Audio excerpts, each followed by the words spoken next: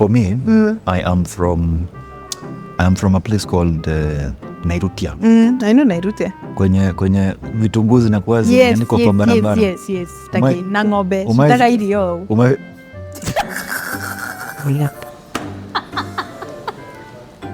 How come you know about all this?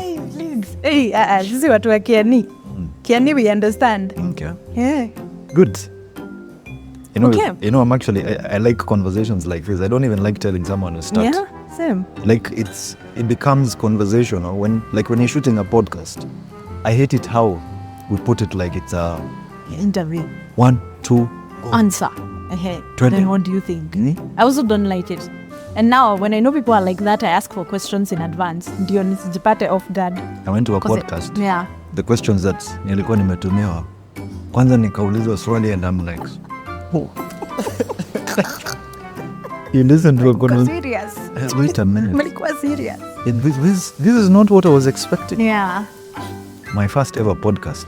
Nilienda kwa nyumba ya mtu. Guy, cool. Na nilifika mbele yake. Wapi huko? Rongai. Oh my God. I was invited to a radio. Ilikuwa inaitwa Black Hot Fire Radio. Iko kwa nyumba. Kwa one bedroom. Kenyans are so ambitious. I can't. That's amazing. I arrived. Afurongani mbali gadho. You know, I left. So far. Kwanza nilikuwa nimesettle vizuri Nairobi. So I was like, I'm going to a serious thing. I get to Runway. Yeah. Napigia producer ananiambia, ngoja kidogo niko hapa nakuja. Ako stage. Mimi you know me, I'm thinking studio. Big deal. He's 100. So tunaanza kupanda 5th floor. So we get to the 5th floor. Anafungua kwanza. Naona hizi ni kitchen. Uko like nipo woko. Naangalia naona ile si ni bedroom. Then hapo hivyo kuna studio. Studio ilikuwa inanuka. Okay, it was kind of was wa sherehe or something like that. But I was like, hi. This is my first podcast. Yeah. But nitaenda kuongea. Somewhere. That is so fun. I don't mean it was some funny places, but that is always so exciting. To be invited to funny places. Yeah, I've been invited to podcast fulani na ilikuwa tu na waras. It was the nicest experience I've ever had. Oh yeah, nini? No, is it? Oh, okay. Ana sikumbuki, but it was so nice. And they're so like they are software engineers na ni waras. Like wanajenga apps. So we were having like in-depth conversations. Yani anazikuwa na amini. It was so nice. You know. Do you think? Mimi ni mraz so naelewa. So ziati ni Wewe ni mraz. Ni mraz. Mwanangu ni mraz. Sina issues, but it was just so nice. How do you survive like ni watu but then you acha tuachane na story ya waras. Sisi watu waras. Watu waras. Waras ni watu wazuri. Nilijaribu kuweka rasta. Alafu tukatazo. You know, my mother is a principal. Shit. And my dad is a high school, not a high school lecturer. University college lecturer. Walimu. Kwanza hiyo era.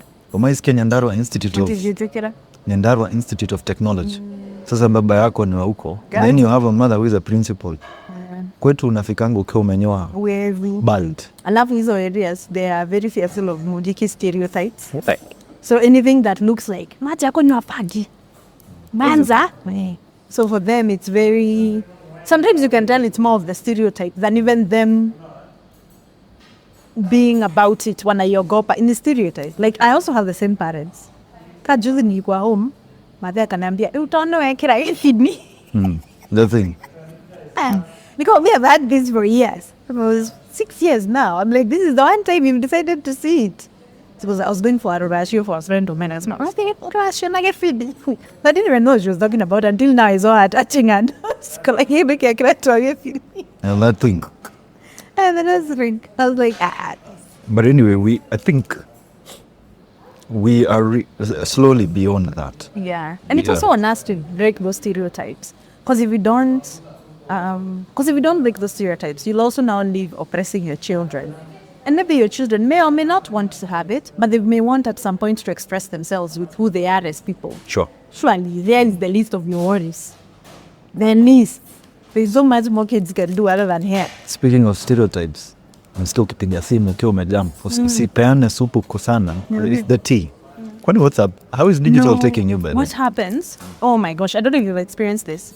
If you're a consultant or an agency and you join any organization, especially these structured organizations, they can be old school or they can just be an organization that's been there for a while. You always not disrupt, but you always form some sort of disruption. You're disrupting their normality, the normal things they have. Yes, and one of the saddest indicators of consultants are working is firings. It's one of the saddest happenings.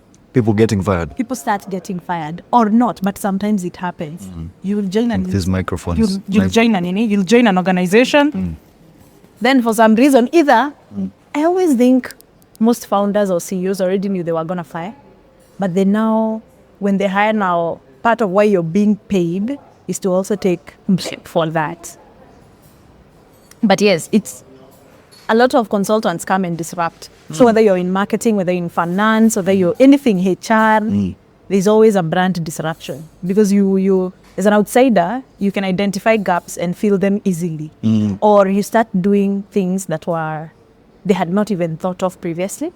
So now you might find employers who now get angry at fact. They're like, why couldn't you guys just expand your thought and do this? Think like them. Yes.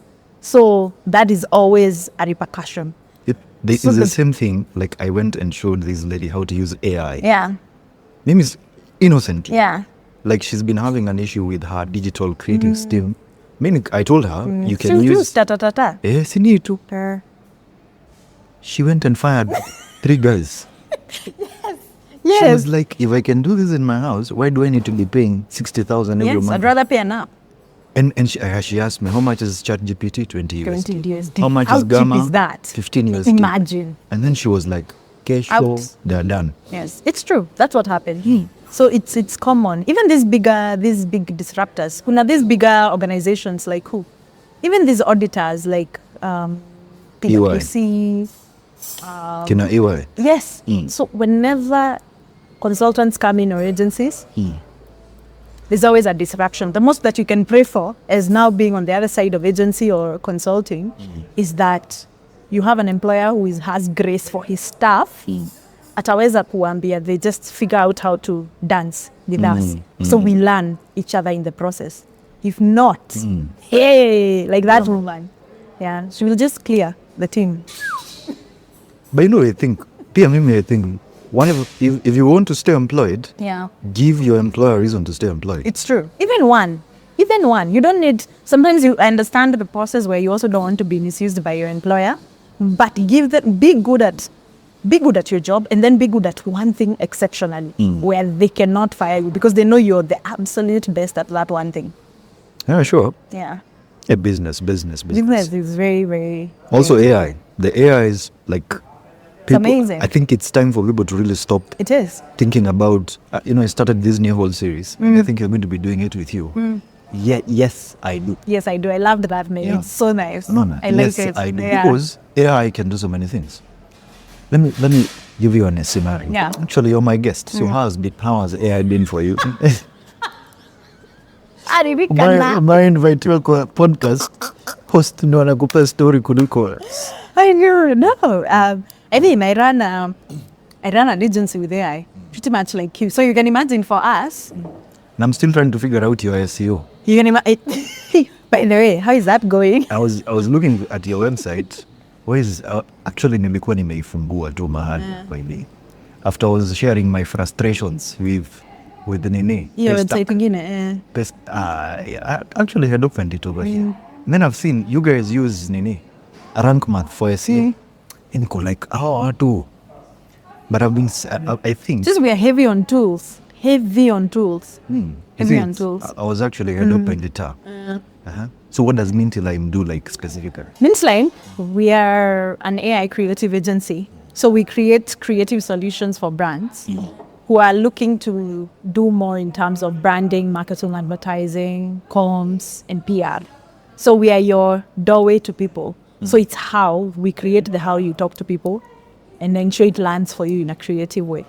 But then we're very AI-centric. So we are those agencies that run at any given point 20 to 50 AI tools. I've always said this, it's amazing. You sent me a list of like 33 of them. I know. Imagine in one sitting, we're like, try this, try this, try this. And then nikaweka clarity.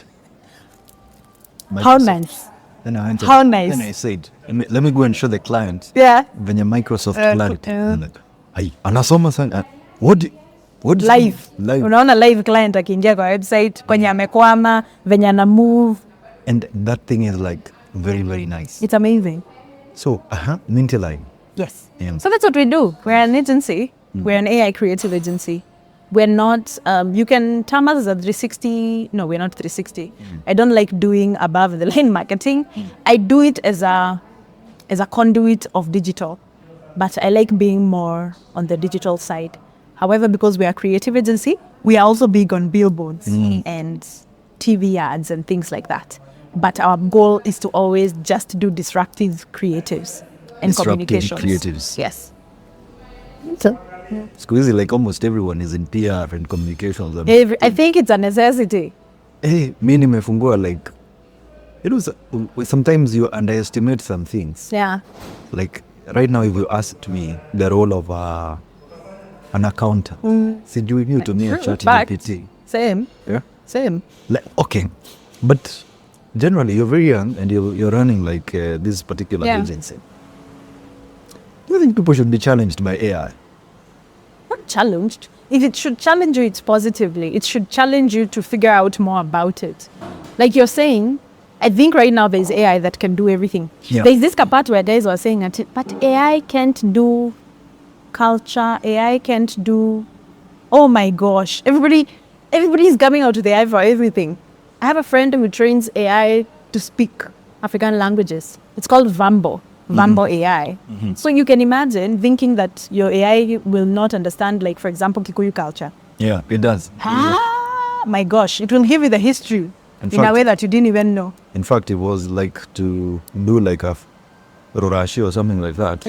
And I happen not to understand how this thing goes. Nyandia, excuse me, boss. To guide me. Guide me. What is the handlying Ivege? What is the handlying of Ivege? But, you know, like for very long, for me, I've always wanted to do blogs. I like writing. Yeah. I like writing. Yeah. But I used to always wonder, how can I actually do blogs that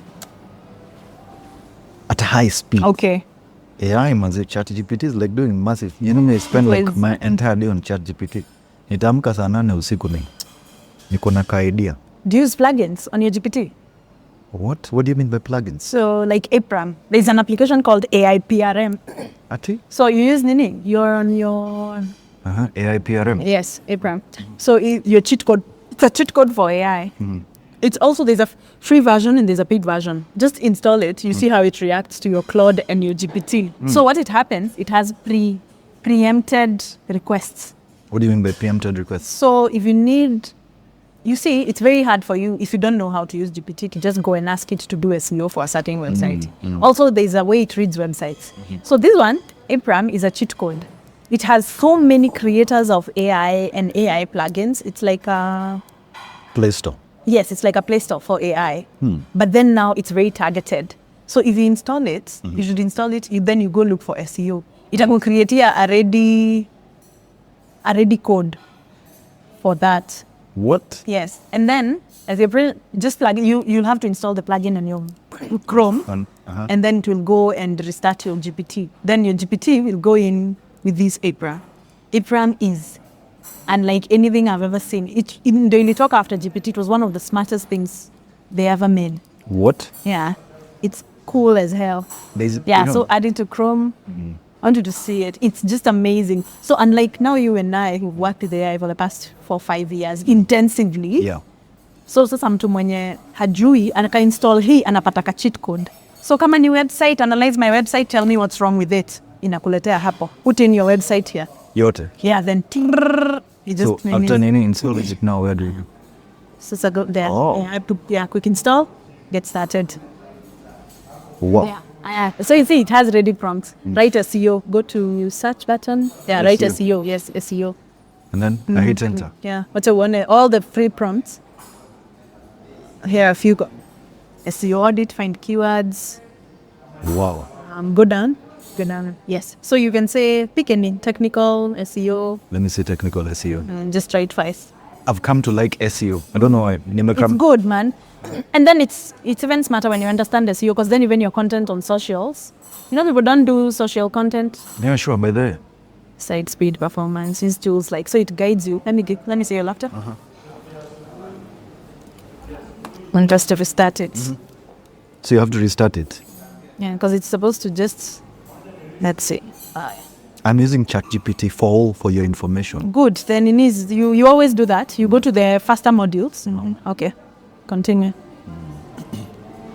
Welcome to I have read and agreed. Connect with Google. I mean, these are tools, the first account. They're so good. I'll show you this and then I'll show you another one called Prompt Genie. Guy,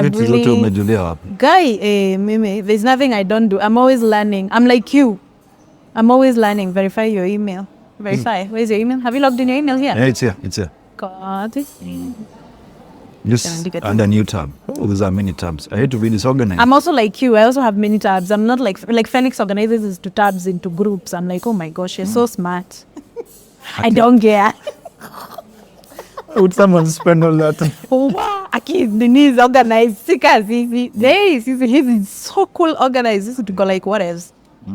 So connected. Connected AI. Start working. In GPT. So now we're going to direct you to ChatGPT. Continue. Okay. There is a GPT. Yeah. Hi, Elvis. Well, let me see. Hi, Elvis. AIPRM for chat. Open a new browser with GPT. Log in with. Oh, you've installed. Then you need to log in. But you had logged in. My account is logged in, actually. Confirm. I've read and accepted. Confirm. So you see. So now you search for specific. So you get, yes, here. This is where I was saying you search SEO. Oh. See, human written 100. So all you do is go, you give a written, plagiarism free, SEO optimized, long form article with proper outline and upgraded. Yoast SEO, yes, is also another SEO. This is what I want. Like rank math there. So you come here, you see it's a content writer. So now you write, you say, what's the keyword? What do you write about? SEO services in Kenya. SEO in Kenya. So it will give you a Yoast optimized content. See how to rank higher and grow your business. Look at that. I mean, this is so cool. So it's created its own prompt. It's preempted. So people create prompts that are high performing. They put it on AIPRM. So AIPRM is the platform they host it on. So it also has, this is the free version. There's also a paid version. Paid is just that it gives you more requests on it. Mobile optimization is non. So it will create, use clean URLs, common SEO mistakes, the role of AI in Kenyan SEO. Now, another one is Prompt Genie. Prompt Jimmy. Yes. Jimmy like Jimmy. No, Genie, like a genie. Oh, I'm Genie. a genie in the bottle. It's so good. Prompt Genie. Anyone who does not know prompts, you go to Prompt Genie. So get started for free. Sasa umenipa idea kufunza. This guy is amazing. You should follow him. I follow his nini. This guy, he's also he's the owner of, I think he's the owner of Prompt Genie. Oh, Prompt Genie. Yeah. He's a good TikTok to follow when you want to learn about AI, all the new tools. Oh. Umepata code? Yeah? Umepata code? The code. It's supposed to be here. Is this tree? It's here. Oh yeah, the guy. Umezoea MacBook. Yeah, I was trying to copy. It's rally. Yeah. Tamimi, there's a time I was touching someone's MacBook. Namwambia, excuse me, mbona haifanyi kazi? Then I never knew. What in the ghetto is this? I actually thought. It was hilarious. I thought MacBooks normally have. No, that's why they created screen. me. So Prompt Genie, so we just started for free. It also has a paid. I mean, most AIs always have the paid version, but most of the paid versions is not that it's better. It just gives you more prompts. More prompts. Yes. The only one that is better when you pay is, I've seen GPT. Of course, the mid journeys, the intense ones. So this one, I want a prompt for SEO in Kenya. SEO in Kenya. Then you click on generate prompt. So this is the prompt now. You'll go put in your Claude, in your GPT, in anything for optimum. Look at that. You are an SEO expert specializing in the Kenyan market. I will provide you with various topics related to SEO strategies, trends, and techniques applicable in Kenya. Your responses should be focused on actionable insight. All that. It's given you now an intense prompt that Nini understands. And this is often better when you're trying to create images. Because a lot of guys do not know how to prompt for images. Images. Which AI do you use for images? I use Genie, then I use Runway for videos. So I'll create the image on Genie, then I'll put that image on Runway ML. Then I'll prompt Runway what I want the image to do. So if the image is to punch, then it will create a punch. So for ads. Then there's also another one called Pencil. There are so many AI tools. Pencil AI. Pencil is good also for ads. Oh, you use it for ads? Yes, when you want to create ads. So there's Pencil and then there's Ad Creative. Yeah, I tried Ad Creative. Ad Creative is good, but it's expensive. It's very expensive. That's the problem. Yeah. So a client who comes to me and tells me they want to use Ad Creative, you must give me your Ad Creative account. Are you? I couldn't siwezi yaki, just pay. Then come give me your access as an agency, because you just give me agency access. I do your ads from there. But yes, look. So all you do is tell it what you want it to do, the kind of ad you want to make. So make a static ad for a face serum. You can upload a photo of your face serum if you have it. If it's like even this cup, you can take a photo, you put it on a picture. So now inaanza create. It designs itself. Yes, it designs itself. Look at that. It's changed backgrounds. It creates. It's such a nice, and also like the name. I like products that have names that make you think. Like Pencil, it's just so. Make a static. Yes, a static ad now. This is really, really cool. It's like, so cool. I've come to realize as we move on with the conversation, this is premium access content. It's amazing. It's amazing. Even Durex are using their company. Yes, muhimu. And this, let me tell you, in my entire life, there are brands that I pray land on my lap one day, because the ads that I will do, nitaekwa Hall of Fame mahali. Utakuwa umefanya ads. Three ads in Durex as an ad brand. First of all, you already know the new ad up even Wakabete. I don't know which company. Oh, maybe. It's they sell the same condoms. Kiss. Not Kiss. It's another one. It's a new one. You need to go check out that ad. That's amazing. I was driving along Wakabete just after Nene Westgate. Hiyo barabara kule kwenda Wakabete. Mimi nakutana na billboard hapo hivyo. They have a very nice.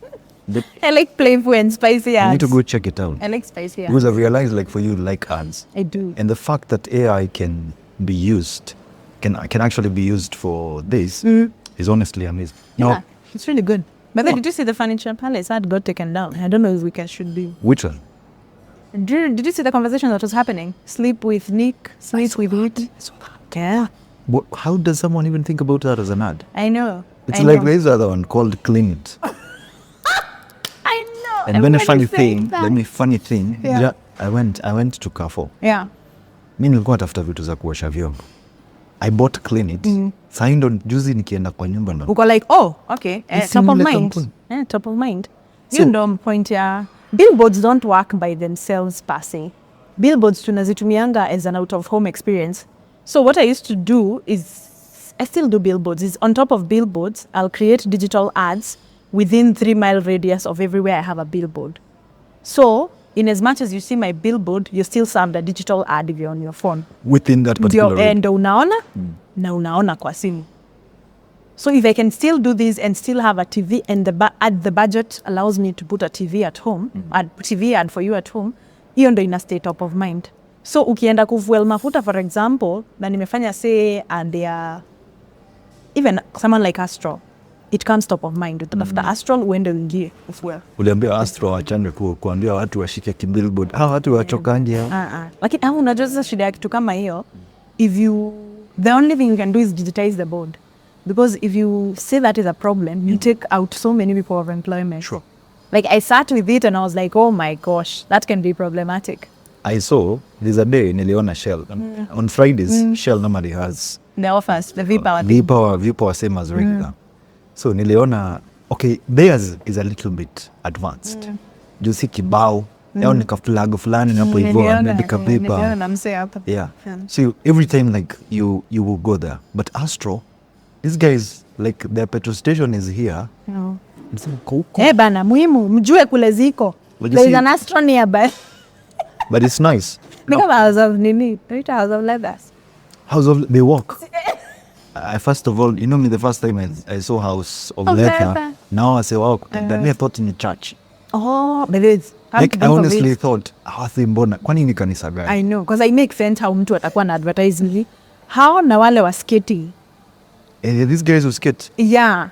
Okay. let me put this in a perspective. I don't buy products from companies that use such approaches, especially in our age of digital media. I mean, yeah. You know, Kenyan businesses are yet to understand the importance of digital marketing. I pitched my services to a client. Nikamwambia, I can help you with the SEO. Okay. Really, like, if someone searches for anything like Anakupata a service, anapata tu hapo hivyo, then you tell them the cost. I don't know why people like to bargain on cost. I know, it's insane. We cannot charge 5,000 shillings. And then I did the same with the Muzungu. Yeah, no, it's never. Bio shika. They don't even think twice because they know the value they're getting from it. Plus, Pia, I have a rule in my agency. I don't negotiate on cost. I'll negotiate on service. Not quality, just services.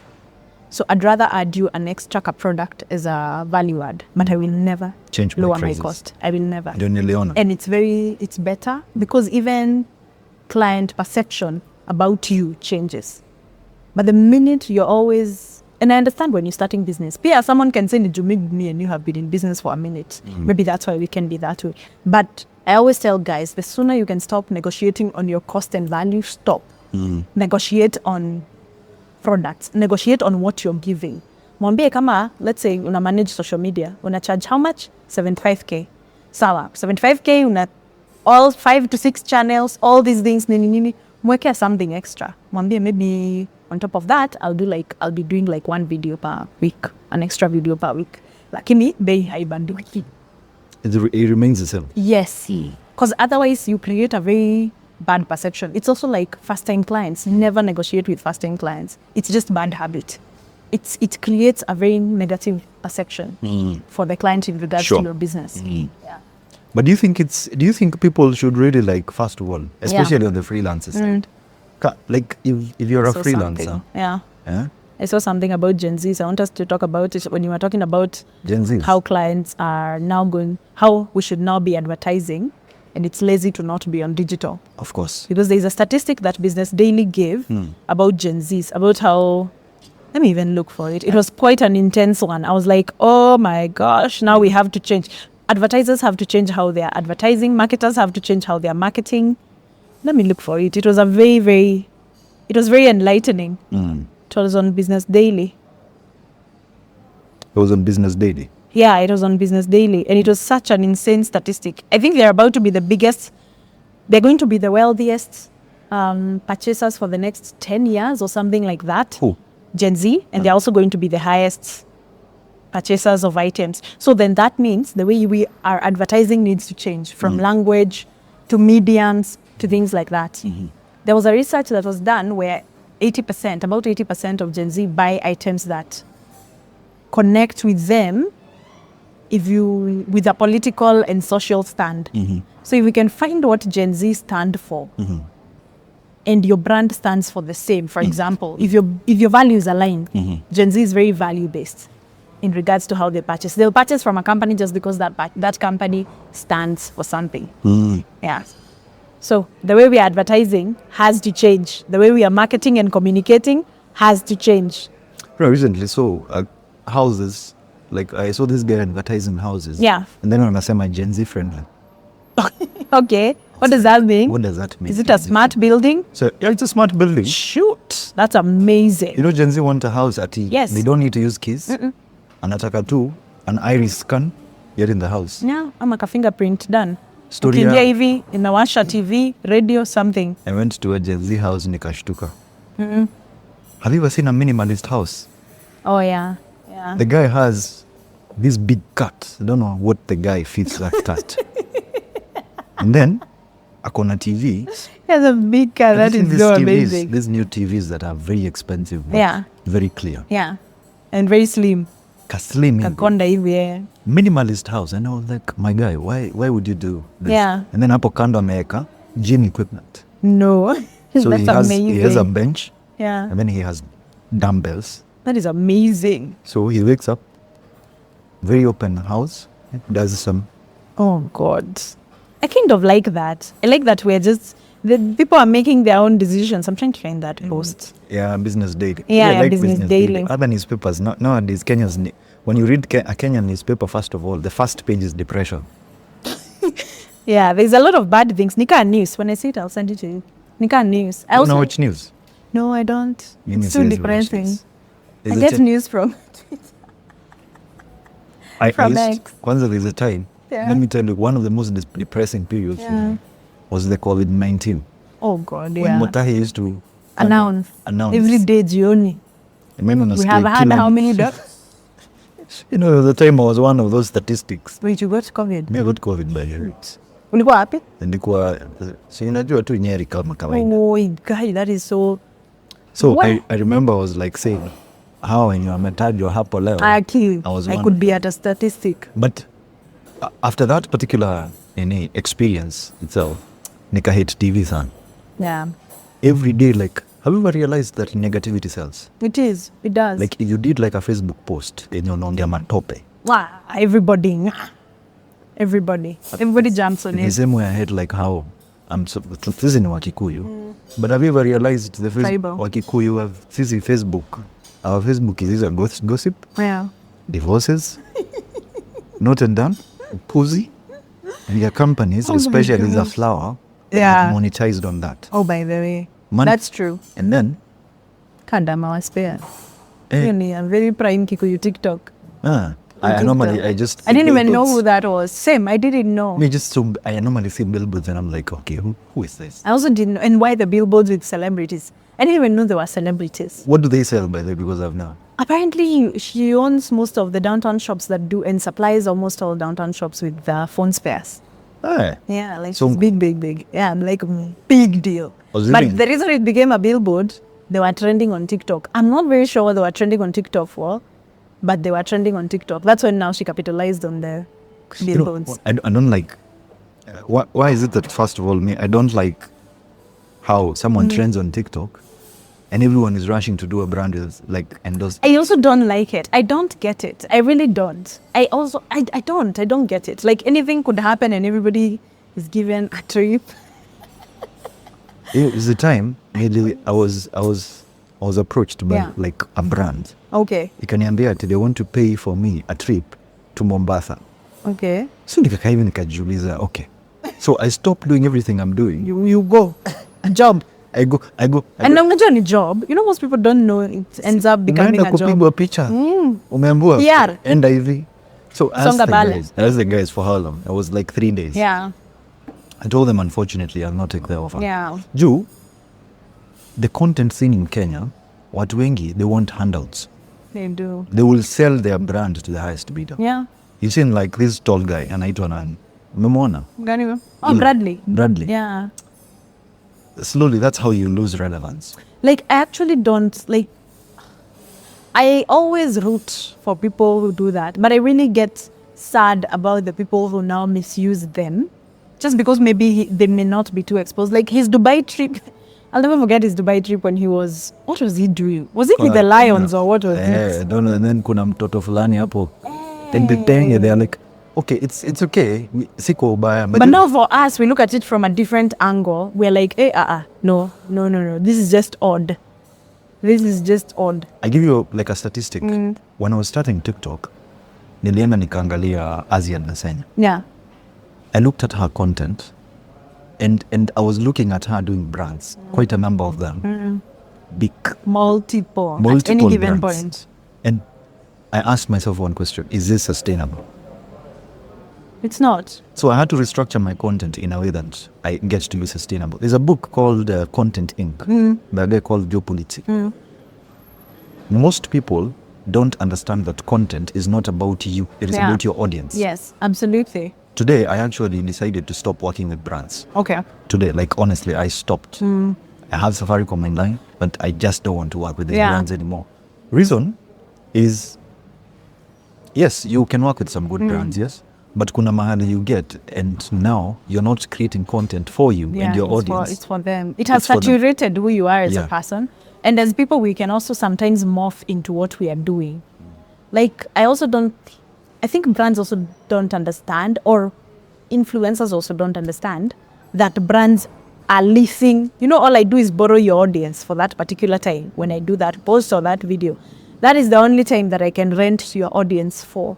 That is why right now I'm pushing brands to becoming their own influencer. True. as opposed to keeping on renting spaces with influencers. I understand the need for that, especially when you're in the awareness stage of your brand, where you need now someone to come in and help you amplify the brand, or towards the end of the marketing thing, where now you might need someone to push the client to consume or to buy, to purchase. I understand the need for influencers for that, because of that point of, oh, nani uses it, okay, sawa, wacha nijaribu.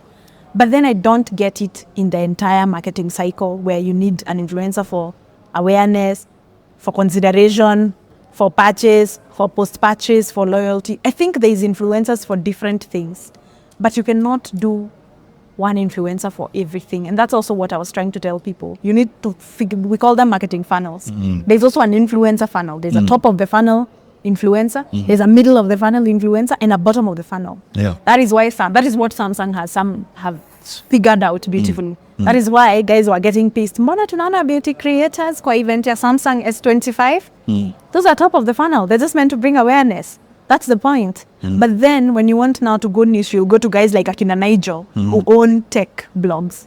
Those are bottom of the funnel, who actually do the actual work. They'll give you in-depth phone iko hivi. It uses, whether it's Snapdragon or whatever, the camera megapixels is this. But then there's also the other part of selling a phone like Samsung, where it's based on lifestyle, because people will buy that phone because of the lifestyle content they're seeing an influencer creating. People don't think of that, so they get pissed. Why is this influencer here? Meanwhile, it's a lifestyle influencer. They shoot content with their phone. Of course, they should be there. So that's also the other thing we're not discerning, is at what point do you need an influencer? What type of influencer? And also, as a brand, can you become your own influencer? This guy normally see on TikTok. He sells cars in Dubai. Yeah. He's a CEO and his owner, like. I think I've seen it. You've seen his videos? Yes. Like, one of the things I've come to learn, like in future, business owners are actually going to be their own creators. Yeah. It's like Cairo. Solid example. Sad story, but very solid example. It's the same thing I realized. Like I normally have classes, like Kufunza was saying, on like web design, graphic design. So I used to think, what if, for me to get more people, what if I got other creators? To now push guys into your own class. It's a waste of money. It is. Because now, people sign up because of Elvis. They don't sign up because Nani told them, or they saw Nani there. Yeah. So I think from an honest perspective, yes, there is the need for influencers, but it's time for business owners to become their own influencers. It is. It's even cheaper. Really is.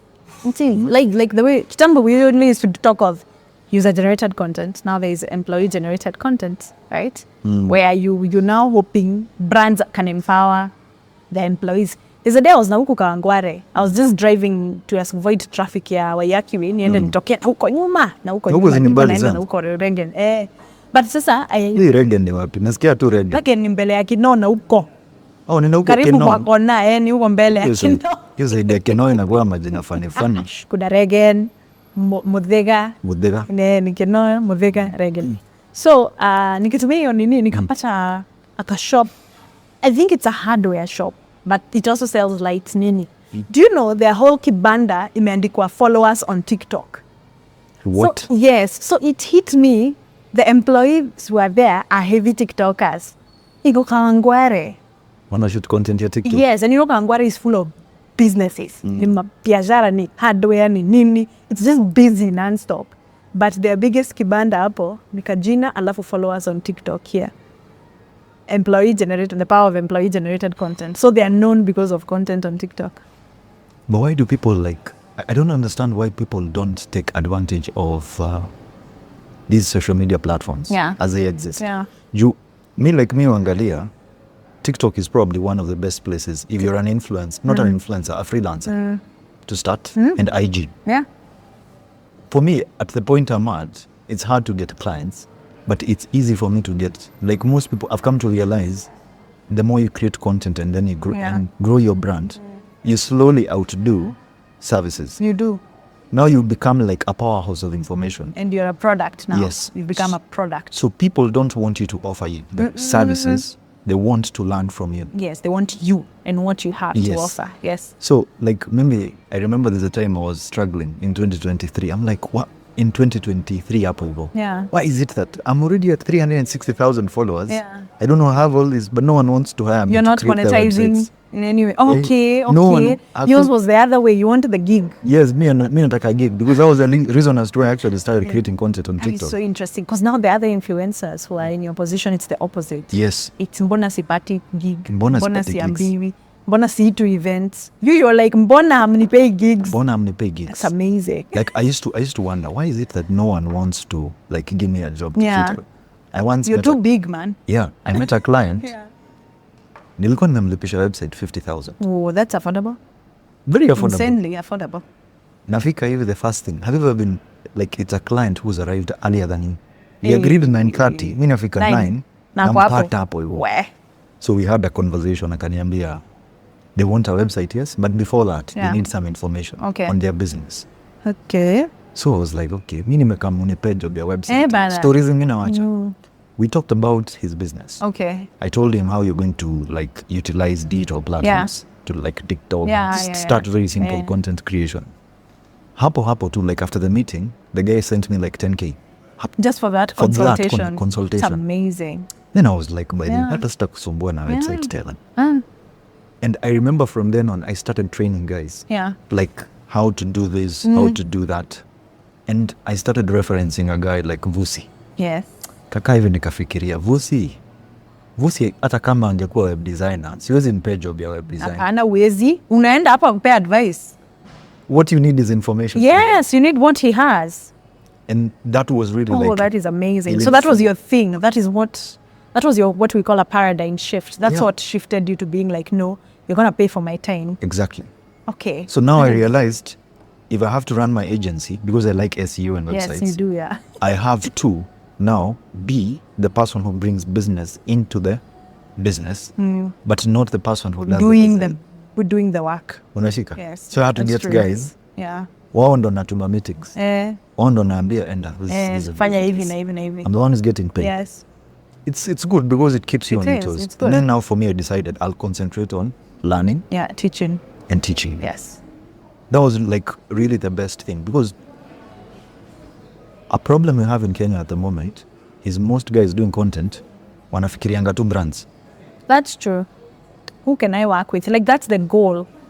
Nobody thinks what brand am I?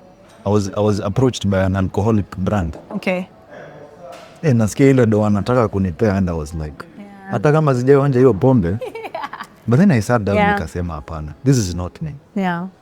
I have a friend who influences for, I'm not sure if but it's still an alcohol brand, and he doesn't drink. What? And he does, yeah. And he doesn't drink, by the way. He Hakunywangi doesn't. But pombe? he's about the culture. You know, so a lot of, there's different ways to advertise. So this brand specifically advertises the culture. Because drinking is about friends, it's about places, it's about fun, it's about fashion, it's about, so that guy is fashion. So he doesn't drink. He's not even into all those things. But he doesn't drink, but he's into fashion and he really likes going out.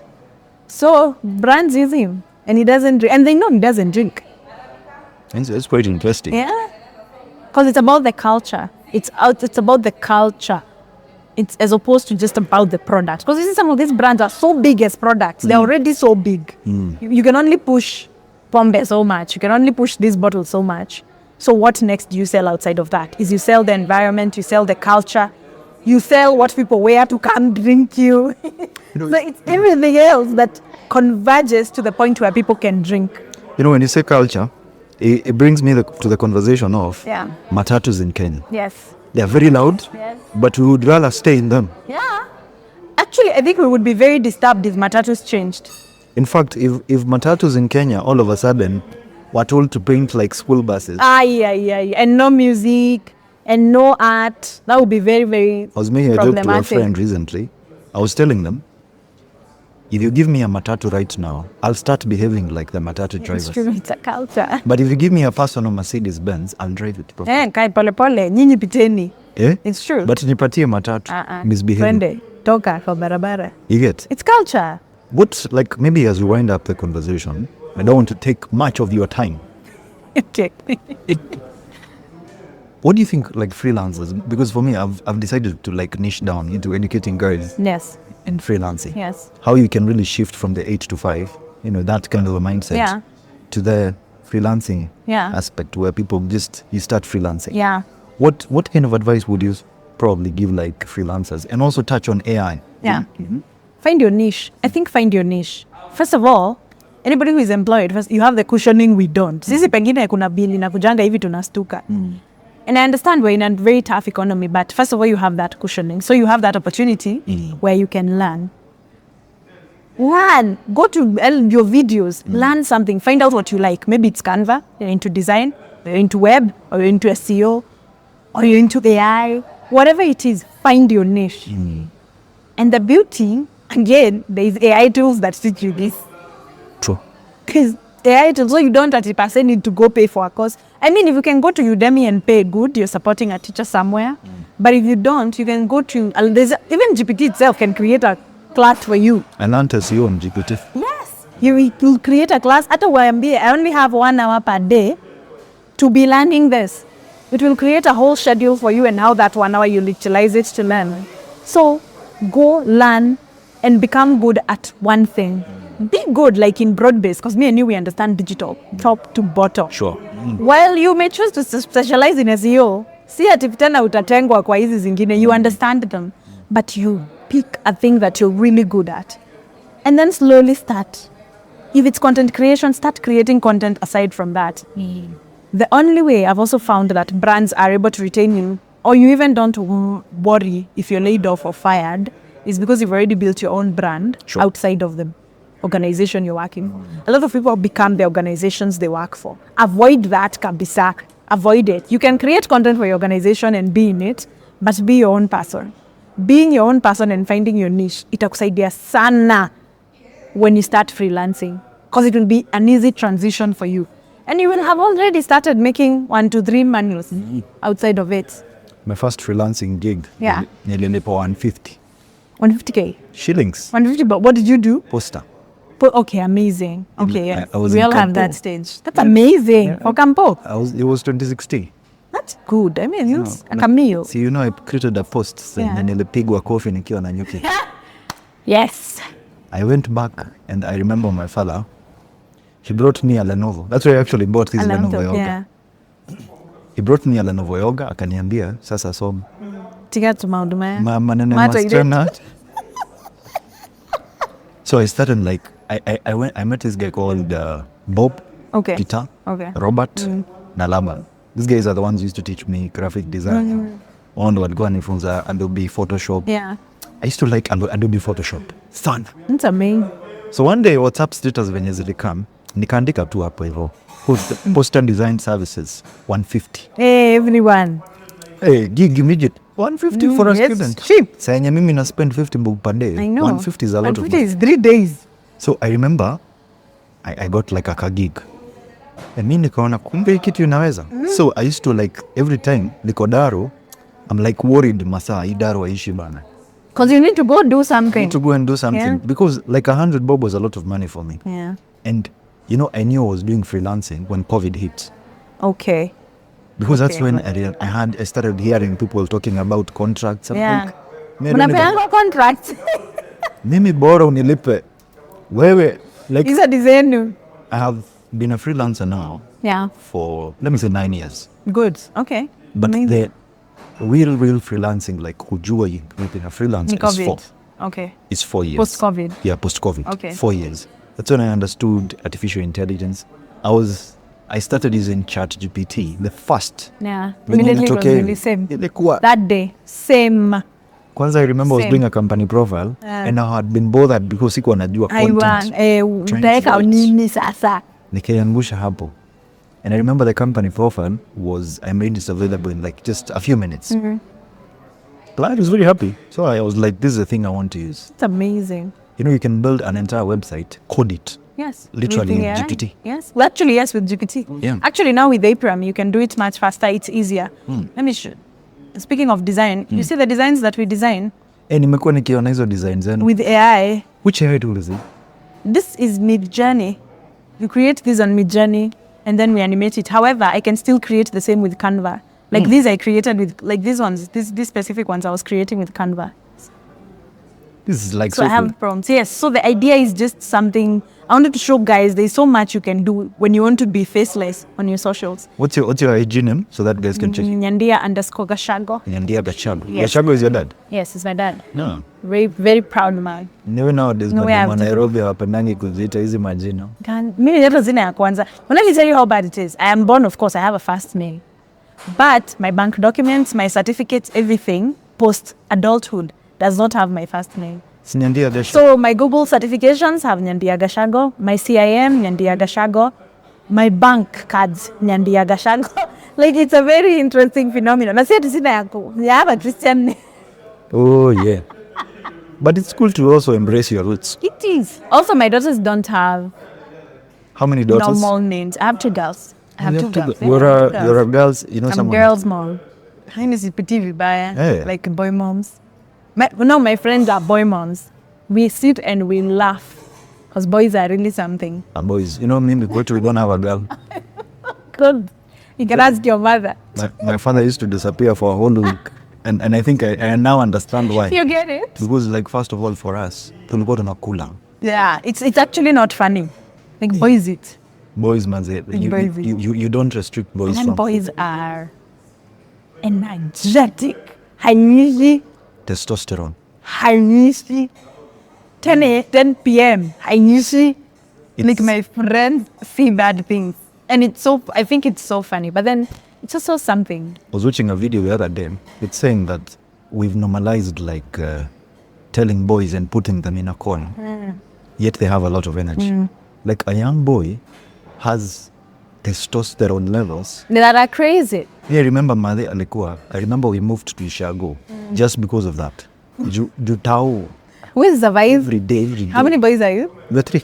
By the way, that's not easy. And then It's see, expensive. not only 3 boys, tuko 3 boys na neighbors. Neighbors like you used to hear like every day hakuna anga sijui Kuna kio food. the landlord I think tulifukuzwa kwa hiyo ploti juu ya tabia zetu. But the good thing I've come to realize is with that massive energy you can actually make his boys big people. Channel. Yes, channel that energy. Don't ignore it. My dad Channel it. alinunua laptop 2007. Okay. It was an Oh, that's Acer. happening. What? Yeah, Acer Aspire. Unadhani hizi vitu najuaje? Sisi when YouTube was like being launched, tulikuwa tunatoa phone and ideas. Unakumbuka ideas? Nakumbuka ideas. Tulikuwa mzee, by then hatukuwa na data, so ni airtime. So my dad used to buy like airtime ya 150 anatuonyesha videos za YouTube. Oh my gosh. So that is so nice. That is so progressive. Yeah. So used to be shown like, you know, you were at 11, now already ushaanza. Like I remember Unaelewa 1, 2, 3. we were taken to private school, not to perform, just because of computers. Yeah, exposure. Me mother was like very serious. Like all the schools I went to, she had to amazing. make sure they're computers. Like my younger brother is a developer. Last born wetu is in architecture. Everything is computers. That is brilliant. So like if you just predispose your children yeah. to these things early, but Like- limited. Jumi nashukuru Mungu. Because even AI, if you Yeah. don't expose your child, they'll be exposed to be biased. And like I've exposed my daughter codes. She's in school where they like coding is a key element to their schooling. So parents should she embrace codes. that. You need to expose your kids to AI early. Because if there's what's at the internet, I think kwenda on a computer is harder than your kid just touching your phone and going to your GPCR. Like expose them mapema before they now find out about it and start searching the wrong things. True. Show them everything they can do with AI and with tech. Absolutely. Yeah. So watu wajua hizi vitu mapema. Aki. Nani poa. It is. It's the only way you and I are able to manage our organizations while maintaining a lower staff. Sure. You know, I've come to realize Only way. if someone doesn't deliver well in their organization, you know what I do? Yeah. I go and look for an AI tool. Akatool, pay for it. Like I realized, like there's a time I used to struggle with social media. Can you do that? How can I schedule posts at once on all my platforms without having a third party? Nikaenda nikakutana na Bafa.